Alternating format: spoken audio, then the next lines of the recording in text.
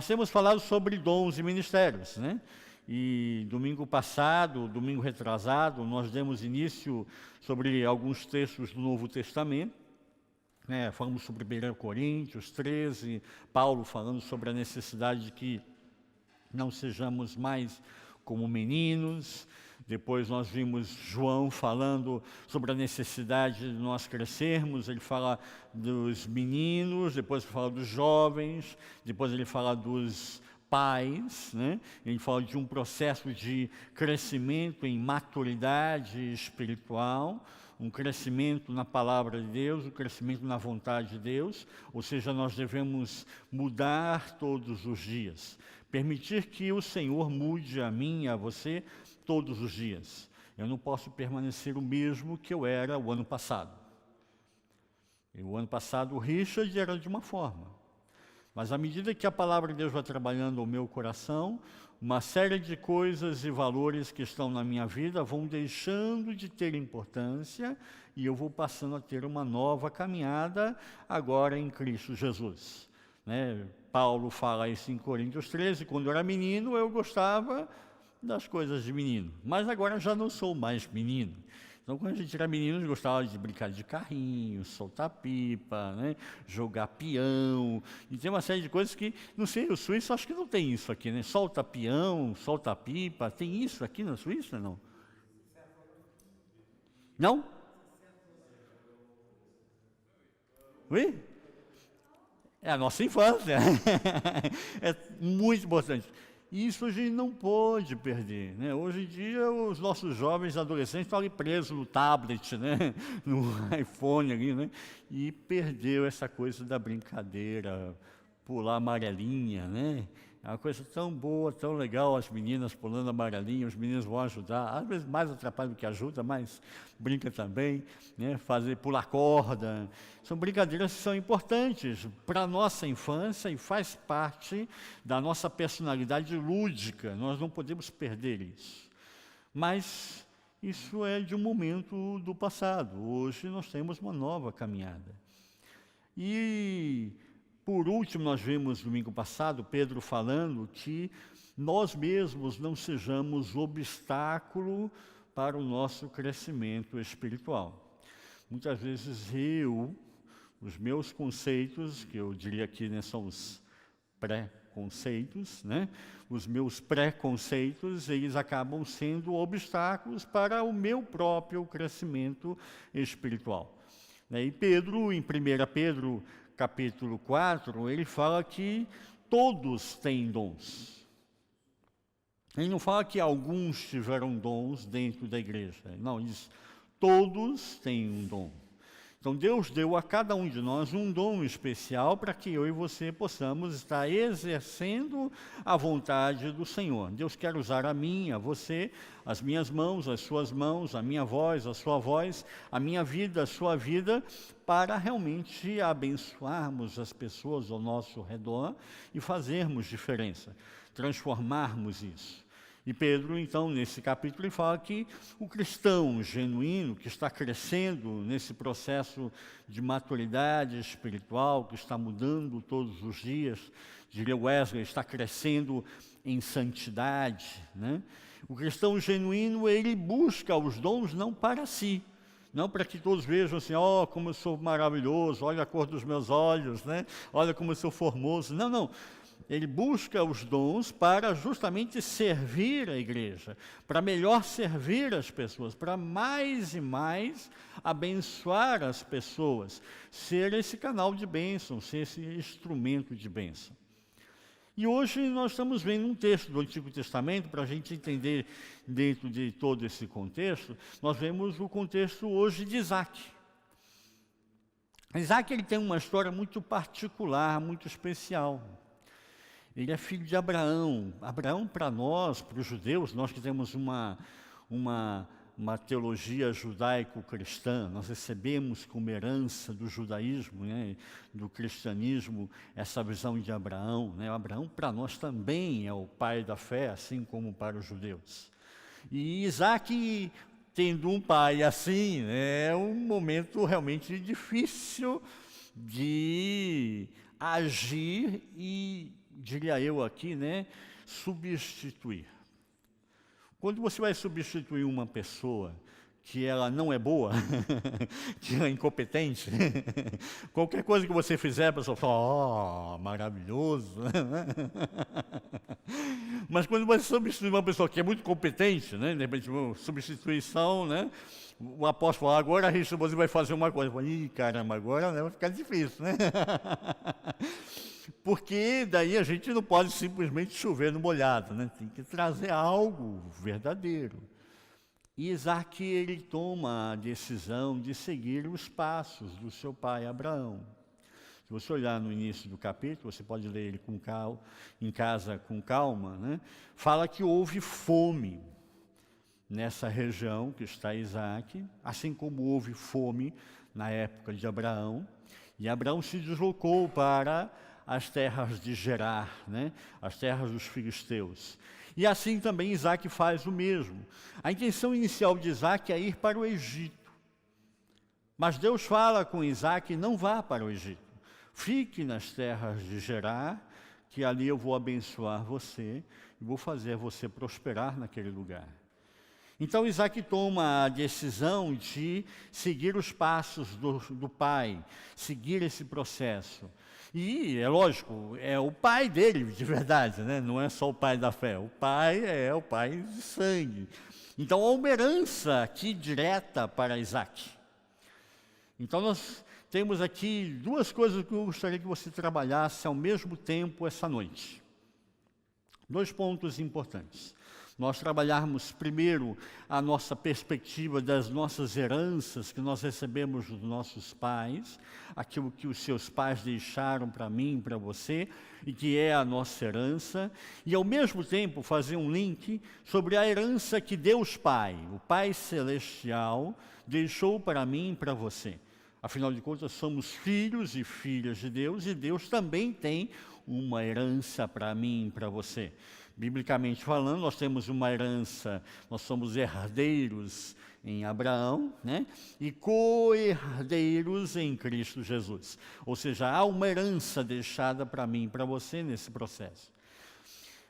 Olhando agora mais especificamente para Isaac, nós vemos que Isaac ele vai para esse lugar, a partir do versículo 14, Deus fala com ele começa a trabalhar nesse lugar, vocacionado, eu creio aqui, por algumas coisas que ele já havia recebido do seu pai Abraão, porque Isaac tem ciência daquilo que seu pai Abraão havia feito, os lugares dos poços que ele havia aberto, então ele já tem um certo conhecimento desse processo, e eu entendo isso que é vocação. Você recebe uma vocação, que é uma herança, deixada pelos seus pais a você. Cada um de nós somos vocacionados para áreas diferentes, né? Você tem 2 filhos, eu tenho 2 filhas, Nathalie e Úrsula. As duas são uma totalmente diferente da outra. E a gente começa a perceber que existem vocações diferentes. E isso é que me apaixona por esse Deus. Né? Deus põe 2 pessoas lado a lado, sentadas no mesmo banco, mas de repente uma tem uma vocação para uma área e a outra tem vocação para outra área. E aí nós começamos a entender que Deus quer trabalhar nessas vocações, nesses talentos dados a cada um de nós, para que eu e você sejamos realmente um corpo, possamos realmente produzir, gerar vida, transformar vidas. Mas disse o texto, a partir do versículo 14, que Isaac, quando chega nesse lugar, e começa então a fazer os passos do seu pai Abraão, e começa a seguir aquilo que seu pai Abraão havia deixado para ele como herança, e então ele começa a prosperar. E o texto diz que ele prosperou a 100 por 1. Então ele botou ali, né, uma moedinha de 1 franco, recebeu 100 francos. Aí ele botou 100 francos, recebeu 10 mil. Não, 10 mil não. 100 francos, 10 mil. Exatamente. Você percebe a quantidade que começa a multiplicar e a prosperar na vida dessa pessoa? Nós falamos de 1 franco, né? E ali foi o que aconteceu com Isaac. Ele investe e Deus começa a prosperar a ele de tal forma, a 100 por 1, que chega um momento, você vê no versículo 15, que os outros pastores que estavam ali, os outros filisteus que estavam ali, começam a ter inveja. Começa a incomodar. E esse chegou agora e já quer sentar na janelinha e dar tchauzinho, né? Está difícil, né? A gente está aqui há tanto tempo penando, né? Camelando aqui, quebrando pedra, e o cara chega agora e já, né? Quer ser o dono do pedaço, né? Quem é esse cara, né? Começa a gerar confusão lá, claro, né? Imagino eu estando num lugar desse, chega o cara, começa a prosperar, e fala, opa, peraí, tem alguma coisa errada aí, né? Vamos modificar esse negócio aí. Esse trem, se fosse mineiro, né? Esse trem não está legal não está muito bom não. E o que acontece então? A inveja deles, por causa da inveja deles, eles começam então a entulhar os poços que Abraão havia deixado como herança. Começa a entulhar esses poços que estavam abertos. E a grande pergunta desse texto, né, assim, mas o poço não estava aberto, já não estava funcionando, né? E aí o cara resolve, ele prefere entulhar o poço não funcionar mais, para não ver a prosperidade de Isaac, e ele também vai ficar sem água. Detalhe, né? Ele também vai ficar sem água. Eu acho meio, né? É um tiro no pé de novo, né? Está dando um tiro no pé novamente. Mas ele prefere isso do que ver o outro prosperar, ver o outro progredir. E aí eu queria então trabalhar um pouco nessa visão dupla das heranças que eu recebo dos meus pais e também a minha herança em Cristo Jesus e em Deus Pai para a minha vida. Nós começamos a entender que Deus tem um propósito para eu e você estarmos aqui. Não estamos aqui por acaso. Deus tem um propósito em eu estarmos aqui e fazermos diferença. O texto de Gênesis 26 diz no versículo 12, diz assim, semeou Isaac naquela terra e no mesmo ano recolheu 100 por 1, porque o Senhor o abençoava. Né? Não é só uma questão aqui de capacidade agora de Isaac. Isaac recebeu uma vocação, uma capacitação vinda do seu pai Abraão, é verdade. Mas o texto deixa bem claro que ele prosperava a 100 por 1, porque o Senhor o abençoava. Então Deus tem um propósito de que eu e você coloquemos a mão na massa e algumas coisas que nós façamos, né? Ali Deus vai usar aquele instrumental, aquela situação, aquela circunstância, aquele ato, aquela ação que você e eu estamos fazendo para daqui gerar frutos, prosperar a nossa caminhada. Ele quer que eu e você prosperemos como homens e mulheres de Deus. Essa bênção não é uma bênção específica aqui, nós estamos falando de Isaac, mas uma bênção dada a toda a igreja, a todos nós como filhos e filhas de Deus. Deus deu unção a Isaac, e essa unção a Isaac, essa bênção sobre a vida de Isaac gerou essa prosperidade. Só que isso começa a gerar problemas. Eu queria fazer um parênteses aqui, que às vezes a gente pensa que prosperidade está linkado à riqueza.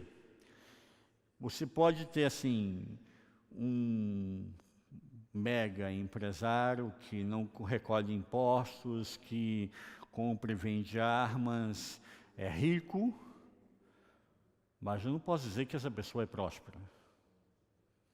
Você pode ter um chefe de um cartel de drogas, né, cartel de Medellín, e aí eu vou dizer que essa pessoa é rica e ela é próspera.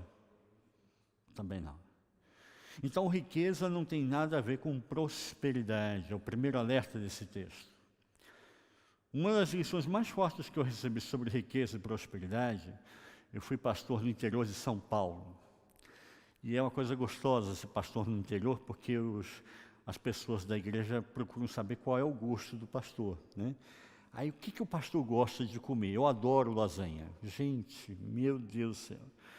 E eu adoro lasanha e tubaína. Não sei quantos de vocês sabem o que é tubaína. Tubaína é um tipo de um guaraná, né? Mas é muito mais doce, muito mais melado, né? E eu gosto, né? Gosto ninguém se discute, né? E a igreja soube que eu gostava de lasanha e tubaína. Então, todo domingo, um membro da igreja me chamava: pastor, hoje o senhor vai comer na minha casa. Eu falei: não, meu irmão, imagina, então, vamos orar, né? Eu falei: não, o senhor ora depois de comer. Vamos lá comer primeiro e depois a gente ora, né? E aquela coisa do interior gostosa de receber as pessoas em casa, né? E tem uma coisa no interior de aí tirar aquela louça que está no armário, né? A louça que está guardada, cheia de pó já, né? Ninguém usa aquela louça, usa uma outra louça quebradinha, amassadinha, né? Riscadinha, né? No dia a dia, mas aquela, né? É quando vai uma visita, né? Aí tira aquela louça e monta a mesa, aquele momento super gostoso de estar em família. Em um desses momentos assim muito gostosos de estar em família, o fundador da igreja, que eu estava pastoreando, que foi um dos fundadores, não foi só ele, né? Um dos fundadores, me convidou para ir comer na sua casa. Ele plantava feijão, um homem muito simples. E a gente comendo ali, aquele momento gostoso, ele falou assim: pastor, o senhor está vendo essa casa? E eu falei: sim, eu construí com o fruto do meu trabalho. Eu falei: ah, que bom, irmão, né? E o senhor sabe a casa da minha filha? Tinha 3 filhas. Da minha filha fulana? Sim, fui eu que construí. Ah, e a fulana, a minha outra filha? Fui eu que construí. E a ciclana, minha outra filha? Fui eu que construí. Ele falou: que bom, irmão, né? A gente fica assim, né? E eu assim, e eu vivo de salário mínimo. O que eu ganho da colheita, do meu trabalho, não é muito, pastor. Mas eu sempre procurei ser fiel ao Senhor. E eu entendo que primeiro eu tenho que reservar aquilo que é de Deus. Depois eu vou cuidar daquilo que me restou, os outros 90%, e eu vou dedicar para os meus afazeres. E assim eu construí 4 casas, pastor. E eu, naquele momento, de verdade, estou compartilhando aqui com vocês o momento que eu tive pessoal. Eu falei assim: esse é um homem próspero. Esse é um homem próspero. Que continuava sendo um homem simples, não era famoso, não era rico, né? Não tinha 4 carros parados na garagem. Mas um homem próspero. Tinha uma família próspera. E aquilo que ele colocava as mãos prosperava. Gerava frutos. E eu entendo que é um pouco disso que nós estamos vendo aqui em Isaac. Isaac coloca as mãos naquilo que Deus deu a ele como sementes para ele trabalhar, para ele gerar e dar frutos. E Deus usa justamente aquilo que Isaac está semeando. Eu entendo que Deus vai usar assim, né, como usou esse senhor que plantava feijão, está usando aqui Isaac, que é um criador de gado, né? Tem ovelhas, tem bois, né? Ele é uma agropecuária aqui, mas ele pode usar você no seu trabalho ou no seu serviço, você sendo um funcionário do Estado, você sendo um funcionário de uma grande empresa, você sendo um microempresário, né? Tem aqui empreendedorismo, um dos cursos do apóstolo, né? Então Deus quer usar aquilo que é o meu talento, o seu talento, para fazer disso gerar frutos, prosperar na nossa caminhada. Mas isso gera impedimentos também. Nesse processo, nós vemos claramente que a bênção de Deus, somada à vocação que Isaac já tinha por estar caminhando nos passos do seu pai, por isso que eu pensei: não esqueça as 2 heranças, né? A herança que foi deixada pelo seu pai a você, né? Deus te deixou uma herança e normalmente Deus quer que eu e você trilhemos os passos dos nossos pais, geremos frutos nesse processo, né? Mas ao mesmo tempo Deus, como Pai Celestial, Ele tem um projeto para mim e para você, para que nós prosperemos nesse caminhar diário, nesse caminho do Senhor. E nesse processo, nessa junção da vocação com a unção do Senhor, com a bênção do Senhor, Isaac é bem-sucedido. E aqui nós começamos a entender que há um mistério aqui. Não é tudo espiritual, mas não é tudo racional. Isaac, ele recebe uma vocação do seu pai de cavar os poços. Ainda hoje, cavar poços, hoje em dia, requer tecnologia. O pessoal utiliza ciência para cavar um poço hoje, principalmente em terras áridas. Existem muitos lugares hoje na África, né, no Oriente Médio, que existem ONGs que estão investindo, fazendo esse processo de investimento. Mas eles levam tecnologia para poder cavar um poço no meio do deserto e sair água. Não vou bater a picareta lá, fazer buraco e só vou achar pedra, areia, água, nada, né? Então existe aí uma questão de tecnologia, de ciência. E a gente olhando então, vê essa junção, nessa provisão de Deus, há uma vocação aqui, que é uma vocação dada a Isaac pelo seu pai Abraão, é deixado como herança, mas também há uma vocação do Pai Celestial abençoando a Isaac, para onde ele colocasse as mãos, prosperasse e gerasse muito fruto. Mas nesse processo da provisão, da herança, nós começamos a entender que Deus quer trabalhar conosco hoje, no século 21. E cada vez mais eu entendo que Deus está chamando a mim e a você, nos despertando para áreas profissionais que, de repente, são hoje vistas como nada, mas vão ser o grande filão daqui a 10 anos. Quem pensava, há alguns anos atrás, que o próprio construtor de computadores, o dono da IBM, né? Falou assim, olha, no máximo nós vamos ter aí alguns computadores pelo mundo, mas nunca vai chegar ao ponto de você ter um computador em cada casa, em cada lar. O próprio dono da IBM chegou a essa conclusão. E hoje a gente vê o tablet, que é um computador, o iPhone hoje é um computador, você anda com o computador dentro do bolso. Então, uma série de coisas estão acontecendo hoje que são novas tecnologias, que estão mudando. A Suíça passou por um momento difícil da adaptação quando surgiram os relógios a quartzo. Não, uma tecnologia nova, moderna, vem do Japão, isso não vai dar em nada, e quase que as empresas de relojoaria suíça quebraram, tiveram que correr atrás, né, do processo e se readaptarem à nova realidade. A gente pensa no passado, a Kodak, que você tirava a foto, né? Pegava o filminho, levava lá para revelar, aí esperava uma semana para o filminho voltar, aí você olhava e falava, essa foto aqui queimou, essa aqui saiu só metade, né? Olha que você cortou a cabeça do fulano, né? Hoje em dia não existe mais isso, você tem no iPhone, você tem no celular hoje, você tira uma foto e ali mesmo já vê, essa não ficou boa, vou tirar outra aqui, ó, peraí, né? E com isso a Kodak quebrou, que era uma empresa mundial.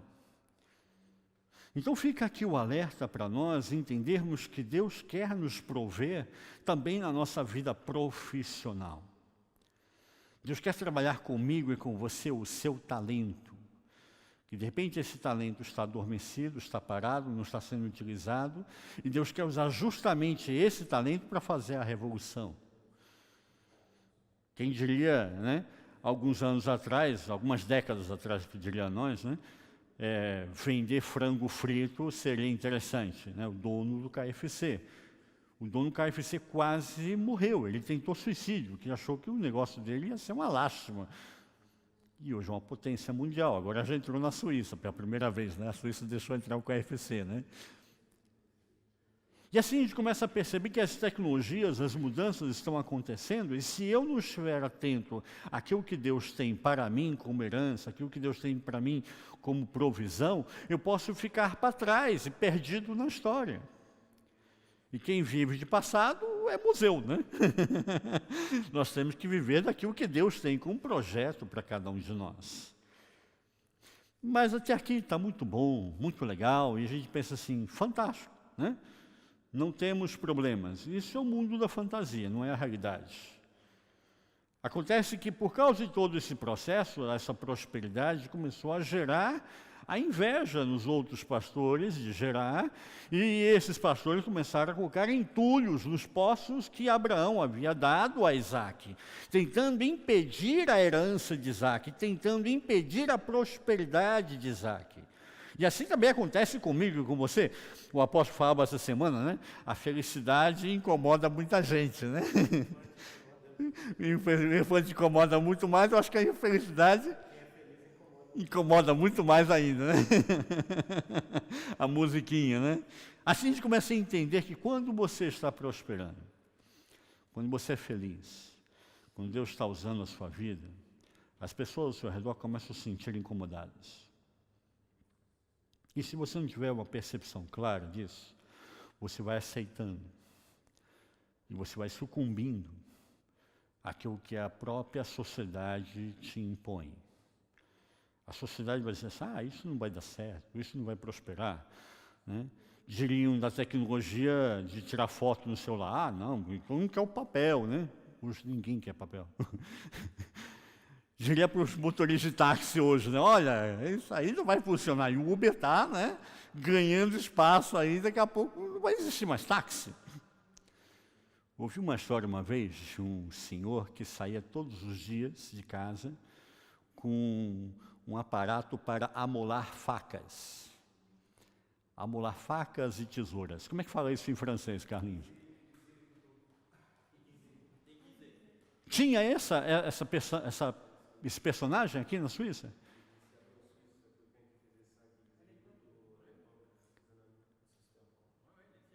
Oui, não? E cadê essa pessoa hoje? Não existe mais. Ninguém mais está interessado em amolar faca, amolar tesoura. As mulheres brasileiras gostam sempre de amolar o alicate de cutícula, né? Não existe mais, se perdeu na história. E a gente começa a entender, então, que algumas coisas, se eu não estiver atento, a história está mudando, os conceitos estão mudando, a tecnologia está mudando e eu posso ficar para trás. Eu vou sair na rua procurando um amolador de facas. Vou procurar muito, né? Eu acho que não tem mais. Tem, Michel? Tem hoje amolador de faca? Tem? Ainda existe? Oh!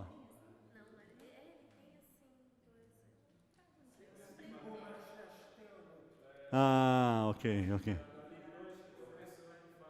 Na Aligro. Isso é bom, boa ideia, boa informação. E a gente começa então a entender que não é mais normal, né? Se perdeu. Não existe mais a profissão de amolador de facas, né? E eu imagino que muitos amoladores de faca ficaram sem emprego por causa das mudanças que aconteceu. Você compra uma faca hoje, não está muito boa, você joga fora, compra outra. E o mundo hoje é descartável, né? Tudo está descartável, muito descartável hoje em dia. Mas esse processo vai gerar os inimigos. E eu queria falar um pouco sobre esses inimigos que vêm surgindo, tentando botar entulho no seu poço. Né? Então, vira para o pessoa ao seu lado e diga para ela, cuidado que o inimigo quer botar entulho no teu poço. Cuidado aí, que o inimigo quer botar entulho no seu poço. O primeiro poço que nós vemos aqui no texto de Gênesis 26, versículo 20, mas os pastores de Gerar contenderam com os pastores de Isaac, dizendo, esta água é nossa. E a partir desse momento, Isaac chama esse poço de Ezeque. Ezeque, em hebraico, no hebraico, significa luta, opressão, contenda, discussão. Isaac dá o nome ao poço de luta, de contenda, de discussão, chama de Ezeque, porque foi justamente isso que aconteceu. Os pastores de Gerar começaram a contender com os pastores de Isaac, e dizer, não, essa água é minha. Depois que o poço começou a funcionar e eles viram que aquilo fazia Isaac prosperar, então eles começaram a gerar contendas, discussão, e diz, não, essa água é minha, né? Essa água me pertence. E aí isso acontece muito nos dias de hoje, quando você não está fazendo algo que não está dando resultado, ninguém fala nada. Quando você começa a melhorar de vida, não, mas isso não é bem assim. Aí vão vir os pastores de Gerar, né? Tentando contender com você, botar, né, discussão, fazer o processo de impedir, né? Mas é interessante essa palavra no hebraico, porque Ezeque significa opressão. E é justamente esse clima que é formado quando eu e você começamos a gerar algum fruto. Há uma opressão. E parece que é errado prosperar, é errado ser feliz, é errado dar bons resultados, é errado conseguir mudar as coisas. E as pessoas, né, ficam tem um livro que escreveram, esqueci o nome do autor agora, Acima da Mediocridade. As pessoas ficam numa situação mediana e elas não permitem que você saia, rompa esse padrão de uma situação mediana e saia e rompa a mediocridade. E é interessante esse texto porque a opressão aqui foi tão forte, tão grande, que Isaac, então, deixa o poço. Então, tá bom, vocês ficam com o poço aí para vocês e eu vou embora. Isaac sai. Ele tem a vocação dada pelo seu pai, ele tem a unção dada por Deus Pai, e ele vai e cava outro poço em outro lugar. E nós temos o segundo poço. Versículo 21 diz que ele sai daquele lugar e foi para outra região e achou um lugar que ele pôde cavar, e nesse lugar ele deu o nome de Sitna. É o segundo poço. E nesse lugar, quando ele cavou o poço, e o poço começou a gerar frutos para ele, Isaac, os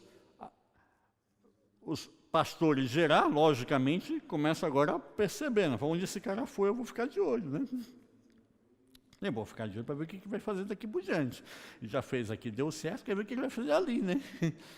Então eles começam a prestar atenção na vida de Isaac. E é interessante esse momento, porque Sitna vem do hebraico, no hebraico é Sitnei. Sitnei significa acusação, inimizade, obstáculo. Sitnei no hebraico significa algo muito forte, é gerar alguma coisa que venha te acusar. E o segundo inimigo, então, que nós podemos entender aqui nessa caminhada, e nós estamos entendendo a caminhada de Isaac, a minha e a sua caminhada ao mesmo tempo. As heranças que Deus deu a mim e a você pelos nossos pais, a vocação deixada pelos nossos pais como herança, e a herança do Senhor. Deus deu a mim e a você uma herança. Mas aqueles que estão vendo eu e você prosperar, eles querem botar entulho no seu poço. E aí eu vou aceitar ou não o entulho. No Brasil tem alguns terrenos, né, que fica bem cuidado, bonito, aí o pessoal vê um terreno bonito e quer começar a jogar lixo, jogar entulho no terreno, né? Que é um assassinato isso, né? Nós, quando eu era pequeno, jovem, eu saí de Santos, região da praia, eu era santista, costumava pegar onda e tal, né? Morava em Santos. Fomos para São Bernardo, né? São Bernardo é São Bernardo, né? É assim, bem interior, né? É onde tem a fábrica da Volkswagen. Meu pai sempre foi funcionário da Volkswagen, nós fomos para lá. Ele comprou uma casa em São Bernardo e a gente começou a construir. Quando meu pai chegou no lugar onde ele comprou a casa, que era um parque habitacional, né? Então, a venda da casa, né? Assim, venha morar aqui com clima de montanha. E aí você abria a janela do nosso quarto e dava de frente para aqueles ipês roxos, ipês amarelos, que, assim, um pouco mais à frente da nossa casa, tinha uma montanha que era tombada pelo exército. E era um lugar lindíssimo, você abria assim, a janela, com o passarinho, com o ipê roxo, com o ipê amarelo, você fica assim, alto, no paraíso, né? Mas logo depois houve as mudanças da política do Brasil, né? E aí entrou a outra política, né? A de esquerda, e eles começaram a invadir o terreno do exército, e aí virou uma favela enorme na frente da nossa casa. E o papai ficava assim, horrorizado, falava assim, não entendo isso, né? Vindo da Alemanha, né? Como é que pode? Não era do exército? E agora o pessoal está entrando? Eu não entendi, não era do exército, né? Mas para ainda incrementar o negócio, né, sempre tem assim, pode piorar? Pode, né? Pode piorar e muito, sempre pode piorar. O pessoal começou a construir e na frente de casa tinha um terreno enorme da prefeitura, que a prefeitura não usava. E o pessoal então pegava o entulho da sua construção e jogava no terreno. E de repente começou a, literalmente, nascer uma montanha de entulho na frente da nossa casa. Era pedra, era tijolo, era bloco, era resto de pedra, era terra, era entulho, literalmente entulho. E o papai ficava assim, mais abismado ainda, fazia, não estou entendendo nada. Eu comprei uma casa no parque residencial, com clima de montanha, né? E agora eu vejo um monte de entulho na frente da minha casa. Papai não tinha uma saúde muito grande, muito boa, papai teve 7 infartos. Mas ele falou assim, nós precisamos fazer alguma coisa. E mobilizando os vizinhos, ele falou assim, nós precisamos mudar isso. Então eles se juntaram e pagaram uma máquina dessa de construção para vir limpar o terreno, arrancar aquele entulho. E depois que arrancou-se aquele entulho todo que estava ali na frente, que é um terreno enorme, ele falou assim, nós não podemos deixar vazio, porque senão o pessoal vai voltar a botar entulho, né? Vai voltar a botar lixo aí. Nós vamos plantar. E ele começou, então, a disseminar com os vizinhos, nós vamos plantar, você vai plantar abóbora, eu vou plantar milho, você vai plantar feijão, você vai plantar não sei o quê. E começaram a plantar. E fizeram o que a gente tem hoje aqui na Suíça, que eu acho lindo, né? Essas hortas, né, comunitárias. Talvez ele tinha isso na sua herança, né, europeia, levou isso para o Brasil, né? E aquela paisagem que para nós era uma tristeza, virou uma paisagem novamente bonita. Nós podemos ver, até hoje tem fotos na frente da casa que era do papai, né? Existe uma plantação enorme que as pessoas vão lá e recolhem essas abóboras, né, que tantas vezes a Karina nos presenteou, essas coisas que foi criado sem adubo, assim, tecnológico, sem fertilizante tecnológico, sem, né, aquela coisa de botar inseticida, mas uma coisa natural, bio, e a gente começou a desfrutar dessa horta comunitária. E é disso que eu quero falar com vocês, que as pessoas às vezes vão colocar entulhos na sua horta,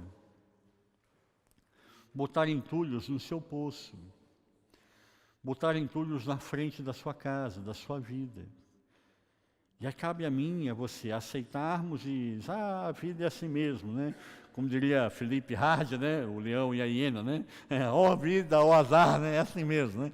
Ou reagirmos. E o que faz Isaac nesse momento é reagir. Ele sai desse lugar que houve a contenda e vai para outro lugar e abre outro poço. E abre um poço e chama esse lugar de Sitna. Por quê? Sitna, em hebraico, é aquilo que gerou o obstáculo, é o que foi gerado da inimizade, e começa a fazer acusações. E parece, então, que eles vão tentar disseminar que você não é uma pessoa boa. Você vem aqui, começa a limpar o terreno e fazer uma horta comunitária, o que você vai ganhar com isso, né? Você quer virar o quê com isso? Qual é o seu projeto, né? As pessoas começam a ter medo. Quando eu cheguei na cidade do interior que eu falei, né, nós começamos a fazer um projeto social na cidade, e aí o prefeito da cidade chamou a igreja para nós sentarmos e conversarmos, e foi muito, muito importante para a cidade de Capão Bonito, que até hoje eu recebo boas mensagens de lá, que é muito bom, muito agradável isso. E tinha o prefeito da cidade, o braço direito do prefeito era o padre, né? E era o braço direito do padre. A gente conseguiu um diálogo muito bom e começamos a fazer mudanças na cidade. Para você ter ideia, na cidade de Capão Bonito, que fica ali no Vale do Ribeira, na época que nós chegamos, era conhecida como a zona da extrema pobreza. Existia um bairro ali que as crianças amputavam o pé por causa de muito bicho de pé. O tamanho da pobreza que existia no local. A gente começou a fazer uma mudança naquele lugar, e as pessoas começaram a perguntar: pastor, quando o senhor vai se candidatar? E eu, o quê? O senhor vai se candidatar o quê? Você vai ser vereador, vai ser deputado, o senhor vai ser o próximo prefeito? Qual é o seu propósito aí político? Eu falei: não, eu sou pastor. Sou somente pastor. E aí você começa a perceber que vão pessoas se levantar em acusação a você. Ah, o Marco é assim porque ele tem um propósito, já estou entendendo aí, vai querer ganhar um dinheiro com isso, entendeu? E as pessoas começam a gerar acusações, e é isso que está acontecendo nesse momento. Sitna significa isso, acusação. E se eu deixar as acusações acharem lugar na minha vida, elas vão achar. E eu vou começar a entulhar o meu poço, o meu coração, com essas acusações, e vou começar a enfermar. E o que faz Isaac nesse momento? Tá bom, se vocês querem tanto Sitna, então fica com Sitna para vocês. E ele ignora as acusações e parte adiante. Se você for dar ouvidos a cada coisa que tentam falar de você, boa ou ruim, você não faz nada na vida. Você não vive. Eu não posso viver daquilo que os outros pensam de mim. Eu tenho que ter uma visão. Eu tenho que ter um propósito. E então ele vai para um terceiro lugar. Ele parte dali, versículo 22, cavou outro poço agora, e esse lugar ele chama de Reobote. Reobote, no hebraico, que é Rehoboth, no hebraico, Rehoboth. Rehoboth significa lugares amplos, alargamento, lugar espaçoso. E aqui eu vejo o maior inimigo da nossa vida. Já ouvi algumas pessoas pregarem sobre esse texto e dizer assim: agora então Isaac finalmente encontrou paz. Mentira.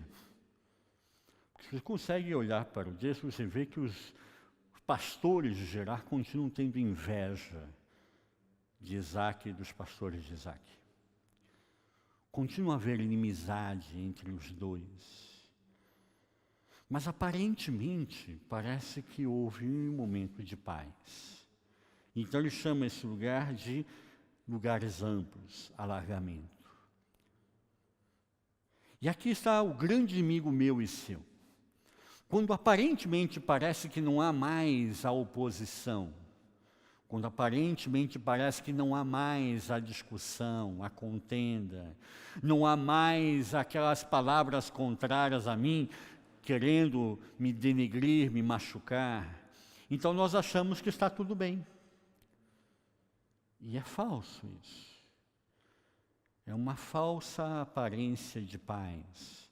Não é realidade, não é verdade. Os filisteus continuavam tendo oposição a Isaac e aos pastores de Isaac. E nesse momento, então, Isaac começa a entender que ele não pode ficar só agora em Reobote. Ah, fiquei aqui, está dando tudo certo, maravilha, tive sorte, né? Não existe sorte, azar, não existe isso. Ele está dizendo aqui que eu e você temos que estar alerta. E muitas vezes, quando há essa falsa aparência de que tudo vai bem, é que a gente tem que estar mais de olho ainda. Quando a gente não vigia, não é isso que é a palavra, né? Quem está de pé, né? Vigie para que não caia. Então a palavra nos alerta para nós estarmos atentos, vigiando, entendendo o que está acontecendo e visualizando a realidade, não vivendo de uma falsa aparência. Ah, aparentemente eu não tenho mais problemas. Será que eu não tenho problemas? Eu vejo muitas vezes isso com um cristão que se converte. Ele se converteu e acha que não vai ter mais problema, né, apóstolo?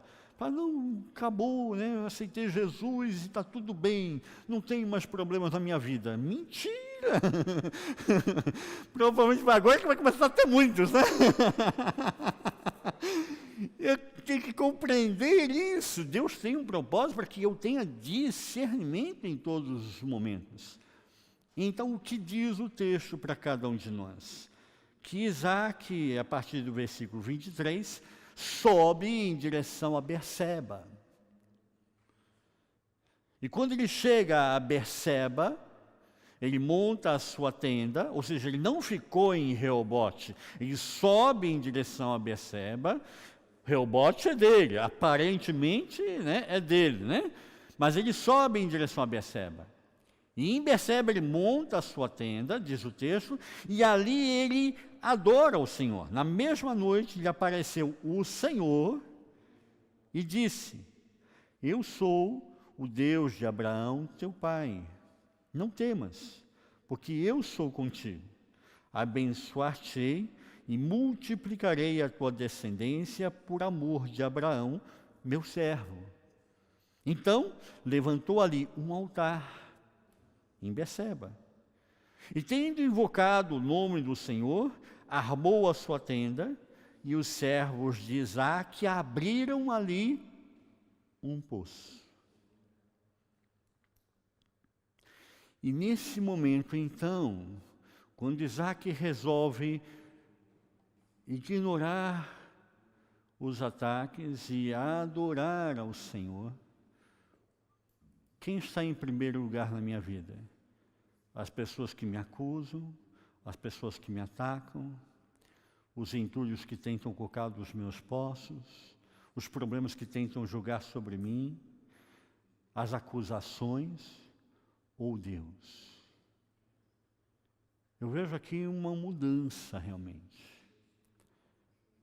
Quando Isaac monta ali em Berseba um altar, ele está dizendo para Deus: Deus, o Senhor está vendo toda essa realidade que é hostil a mim. Meus inimigos querem me ver morto. Mas eu resolvi adorar ao Senhor. Essa é a minha decisão. Eu resolvi dizer que é Deus que está em primeiro lugar na minha vida. Mais ninguém. E aqui é a grande decisão que eu e você temos que tomar. Eu tenho que decidir para quem eu devo servir e adorar. E quando isso se torna claro para mim, para você, podem falar o que quiser de você. Você vai falar assim: tá bom, não gosta de mim? Entra na fila, porque tem um monte aí atrás que não gosta também. Faz fila aí, ó. Porque eu resolvi adorar ao Senhor e ponto. E esse é um exercício de fé. Não estou falando para vocês uma coisa que é fantasiosa. A gente passa muitas vezes por isso, como pastores, como líderes, né? Nós somos muito atacados. Mas é um exercício da nossa fé. Eu vou ficar olhando e ouvindo as acusações, ou eu vou adorar e servir ao Senhor. Quando Isaac faz isso, o texto diz bem claramente que Deus lhe dá ali uma promessa, há um juramento entre eles. Berseba, no hebraico, quer dizer poço do juramento. Seba quer dizer juramento. Quando Isaac faz ali o altar, adorando ao Senhor, ele está fazendo ali um propósito de dizer: eu vou adorar ao Senhor. Não estou falando aqui de juramento por imposição, não é juramento de lei, é o juramento de que eu escolhi Deus. Deus é a principal fonte da minha vida, é a principal pessoa da minha vida. Nada mais é importante a não ser Deus. E nesse momento Deus fala para ele: assim como eu fui com o seu pai Abraão, porque nós não temos netos no céu, né, na presença de Deus, só tem filhos. Isaac não tem nenhuma, assim, presciência ou predisposição, porque ele era filho de Abraão, ele é salvo também. Não, não existe isso. Eu tenho a minha experiência com Cristo, minhas filhas têm que ter a experiência dela com Cristo. E os meus netos têm que ter a experiência deles com Cristo. Mas na experiência aqui de Isaac, ele coloca diante de Deus um juramento. E Deus, nesse momento, eu entendo que ele faz também um juramento com Isaac. Assim como eu fui com teu pai, Abraão, eu serei contigo, ele diz na palavra. Assim como eu fiz com o teu pai, porque foi meu servo, né? Ele diz aqui: eu multiplicarei a tua descendência por amor de Abraão, meu servo. Há um juramento, há um pacto aqui entre os dois. Por isso, o tanque chama-se Seba até hoje.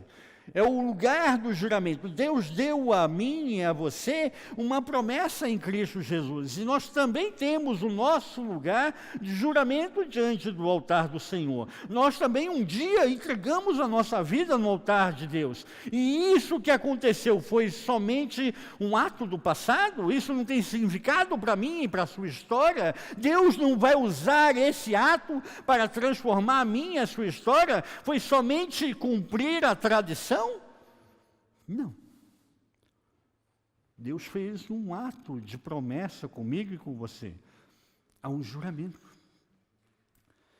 de abençoar a você, abençoar os seus filhos e os filhos dos seus filhos. Essa é a promessa que nós temos em Abraão, Isaac e Jacó. Essa é a promessa que nós temos em Cristo Jesus. Somos herdeiros de uma promessa em Deus. E como resultado, nós vemos no texto, versículo 28, que aqueles que invejavam Isaac, agora vêm conversar com Isaac. E a pergunta fica nesse momento, versículo de número 28. Eles deixaram de invejar a Isaac? Passaram agora a amar Isaac? Assim? Do nada? Não. Não mudou. Não vamos ser fantasiosos. Continua a mesma realidade. Versículo 28. E eles responderam: vimos claramente que o Senhor é contigo. E dissemos: haja agora juramento entre nós e ti, e façamos uma aliança contigo. As pessoas ao seu redor vão ver que Deus é contigo. E haverá um momento que aqueles que eram seus acusadores, aqueles que eram seus opositores, aqueles que tentavam jogar entulho na sua vida, vão pedir para fazer uma aliança com você. E vão reconhecer que é Deus. Não é o meu talento, não é o seu talento, não é a minha ação humana, não são a cor dos meus olhos, é Deus que está fazendo na minha e na sua vida. E Deus é fiel para completar a boa obra que já começou na minha e na sua vida também. Mas fica o exercício de Isaac. Vou permitir que eles continuem a jogar entulho nos meus poços. Vou permitir que isso continue na minha vida. Vou permitir que as acusações permaneçam sobre mim? Vou permitir que eles continuem me menosprezando, me diminuindo? Ou vou confiar em Deus e deixar que Deus restaure a minha sorte, a minha vida, a minha caminhada, a minha saúde física, emocional, espiritual? Eu quero ter um momento de oração com você essa noite.